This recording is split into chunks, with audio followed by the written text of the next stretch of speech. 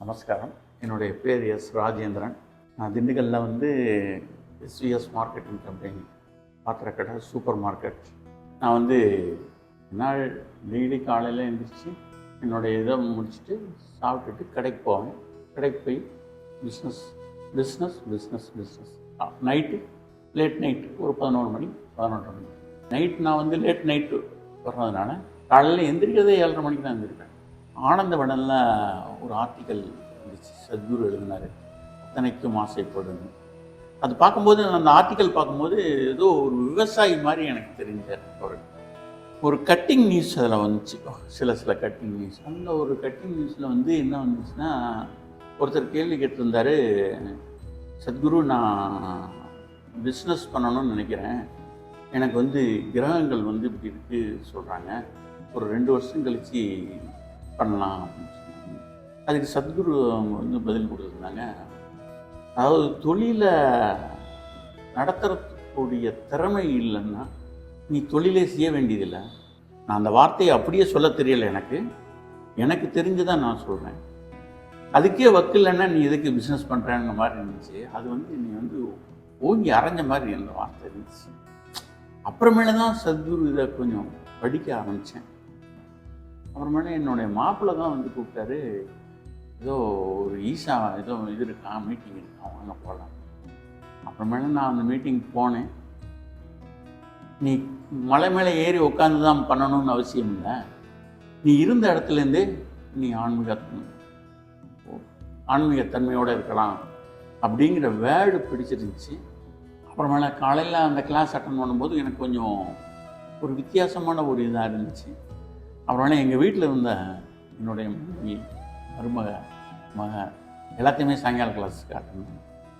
நாங்கள் எல்லா பேருமே அந்த 2004 டிசம்பர் கிளாஸ் அட்டன் பண்ணோம். மார்ச் மாத வாக்கில் திண்டுக்கல்ல இன்னொரு கிளாஸ் அனௌன்ஸ்மெண்ட் இன்னும் பண்ணுவாங்க. டீச்சர் எனக்கு ஃபோன் பண்ணாங்க, ஆனால் உங்கள் வீட்டில் நான் தங்கிக்கலாமா அப்படின்னு கேட்டாங்க. எங்களுக்கு ஒரு புது அனுபவமாக இருந்துச்சு. எங்கள் வீட்டில் இதுவரையும் வெளிநபருங்கிறது அதையும் ஒரு அரை மணி தான் சரி அப்படின்னு நான் ஏற்றிருக்கேன். அவங்க ஒரு 13-20 நாள் இருந்தாங்க. 20 நாளில் எங்கள் வீட்டு சூழ்நிலையே டீச்சர் மாற்றிட்டாங்க. எப்படின்னா, நான் ஒரு நாள் விட்டு ஒரு நாள் கிளாஸ் பண்ணி இது பயிற்சி பண்ணிட்டு இருக்கேன். அது ரெகுலர் ஆகிடுச்சு. எனக்கு என்னுடைய சன்னுக்கு எல்லாமே ரெகுலர் ஆகிடுச்சு. ஆனால் அந்த டீச்சரை நான் வச்சுருந்ததுனால தான் இன்னும் நான் தொடர்ந்து பயிற்சி பண்ணுறதுக்கு அது ஒரு மூல காரணமாக ஆகி அது ரெகுலர் ஆகிறதுக்கு ஒரு வாய்ப்பு இருந்துச்சு. பயிற்சி பண்ண பின்னாடி என்ன மாறுதல் அப்படின்னு கேட்டிங்கன்னா, என்னுடைய உடல் அளவில் எனக்கு டஸ்ட் அலர்ஜி இருந்துச்சு. டஸ்ட் அலர்ஜி இருமல் வந்துச்சுன்னா என்னால் என்னுடைய பிஸ்னஸே டாக்டர் என்ன சொல்லிட்டாங்கன்னா, நீங்கள் உங்களுடைய பிஸ்னஸே நீங்கள் சேஞ்ச் பண்ணணுன்ட்டார். அந்த டஸ்ட் அலர்ஜி அந்த ப்ராக்டிஸ்னால் நிறைய குறைஞ்சி. அதே மாதிரி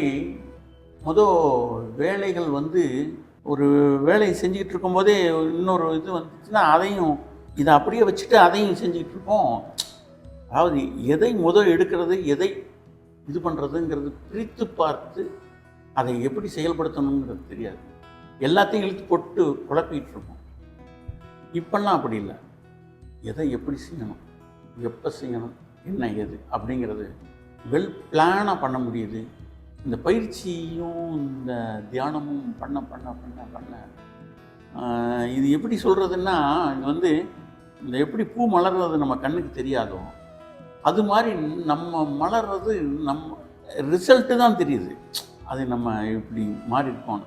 அப்போ அடுத்தவங்க கூட பழகும் போதும் இப்போ நம்ம பழகிறதுக்கும் நிறைய வித்தியாசங்கள் இருக்குது. நிறைய ஒரு சொல்யூஷன் சொல்கிறதும் கரெக்டாக இதாகுது. இதெல்லாம் என்னுடைய பயிற்சினாலும் என்னுடைய மெடிடேஷன்னாலும் தான் இது இந்த டேஸ்ட் தெரிஞ்சு போச்சு. இந்த டேஸ்ட் தெரிஞ்சு போச்சுங்கும்போது என்னுடைய டெய்லி வாழ்வியல்லே இது ஒரு அங்கமாயிடுச்சு. அதாவது டெய்லி பல்ல விளக்கும் போது நான் பல்ல விளக்குறேன்னு வெளியே சொல்லிகிட்டு இருக்க முடியுமா, நான் இன்றைக்கி பல்ல விளக்கிட்டு வந்தேன்னு? அது மாதிரி தான் நீங்கள் பயிற்சி பண்ணு சொல்ல வேண்டிய அவசியம் இல்லை. இது எனக்குள்ளேயே உருவாயிடுச்சு. இது பண்ணுறதுனால தான் இந்த அளவு எனக்கு மாற்றம் நிகழ்ந்திருக்குங்கிறது ஆணித்தரமாக நான் உணர்றேன். எந்த ஒரு சூழ்நிலையையும் எந்த ஒரு இதையும் நம்ம ஈஸியாக நம்ம வந்து மற்றவங்களுக்கு தான் ஐயோ இவ்வளோ பெரிய விஷயம் இவ்வளவு தான் அப்படிங்கிறது அதை நம்ம ஈஸியாக நகர்த்தி கொண்டு போக முடியுது. எந்தவித பாதிப்பும் இல்லாமல் இருக்க முடியுது. அதான் ஒரு இந்த மாதிரி ஒரு தீர்க்கமான எண்ணங்கள் ஒரு செயல்கள்லாம் இந்த யோகா தியானம் இருக்கிறதுனால பிரச்சனையாவா ஃபேஸ் பண்ணிடுவோம். உடனே இவ்வளவு நல்ல விஷயம் இருக்கும்போது எனக்கு சொல்லிக் கொடுத்த டீச்சரே வந்து இந்த மாதிரி நீங்கள் பயிற்சி பண்ணாதீங்கன்னு சொன்னாலும் நான் விட போகிறதில்ல. அதுதான் நடக்கும். என் வாழ்க்கை முடியும் வரை இது தொடரலாம். எந்தவித காரணத்துக்காகவும் இன்னும் சொல்லப்போனால் என்னுடைய தகப்பனார் இறந்த அன்னைக்கு கூட நான் காலையில் பயிற்சி பண்ணிட்டேன், மற்ற வேலைகள்லாம் ஆரம்பித்தேன். இது நம்ம தொடர்ச்சியாகவே பண்ண வேண்டியதில்லை. இன்னைக்கு காலையில் எந்திரிக்கிறோம்ல, இன்னைக்கு காலையில் எந்திரிக்கும் போது எல்லார மாதிரியும் மனசு சொல்லும் இன்றைக்கி ஒரு நாள் ஸ்கிப் பண்ணிடுவோம், நாளைக்கு நம்ம பண்ணிடுவோம் அப்படின்னு சொல்லுவோம். நம்ம நாளைக்கு பண்ண வேணாம், இன்றைக்கி ஒரு நாள் நம்ம பண்ணிடுவோம்னு சொல்லி மேட்டை எடுத்துக்கிறது. அதுதான் அதாவது அதுக்கு ஒரு சாய்ஸே நம்ம கொடுக்கறதில்ல. இன்றைக்கி நம்ம பண்ணிடுவோம், நாளைக்கு வேணால் பண்ணாமல் இருந்துக்கலாம் அப்படின்னு சொல்லி அந்த மேட்டை எடுத்துக்கிறது. ஈஷா யோகா நிகழ்ச்சி ஒருவரது உள் வளர்ச்சிக்கு வழி செய்கிறது. உடல், மனம், உணர்ச்சி, அடிப்படை உயிர் சக்தியை சிறப்பாக நிர்வகிக்க உதவுகிறது. ஈஷா யோகா பயிற்சிகள் செய்வதன் மூலம் உடல் ஆரோக்கியம் சிறப்படைகிறது, இருதய ஆரோக்கியம் மேம்படுகிறது, உயர் ரத்த அழுத்தம், மன அழுத்தம் கட்டுப்படுத்தப்படுகிறது, தலைவலி, ஆஸ்துமா, சர்க்கரை நோய் குறைகிறது என ஆய்வுகளில் நிரூபிக்கப்பட்டுள்ளது.